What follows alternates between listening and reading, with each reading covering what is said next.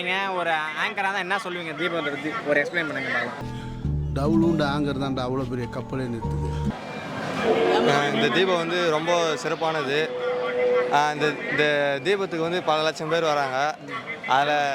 அதில் வந்து நாங்கள் ராணிப்பேட்டை மாவட்டம் கலைவட்டம் வாயப்பந்தல் கிராமத்துலேருந்து வந்திருக்கோம்.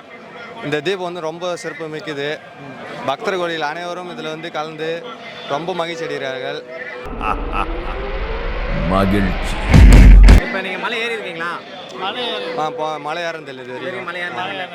மலை ஏறலன்னு இப்போ வருத்தப்படுறீங்களா? இது மேலே யாரும் விட மாட்டாங்க மேக்ஸிமம். இல்லை எப்பயாவது உறவுமாட்டாங்க. இப்போ உரத்தில் இன்னும் இந்த வருஷம் உரத்தில் சுடுவாங்கன்னு பார்க்குறோம். ஓகே, நீங்கள் என்ன அந்த மலை சரி பற்றி நீங்கள் என்ன நினைக்கிறீங்க? ரொம்ப பாதிக்கப்பட்டிருக்கு. மலைச்சேரி பற்றி ரொம்ப நாங்கள் வருத்தம் அடைகிறோம்.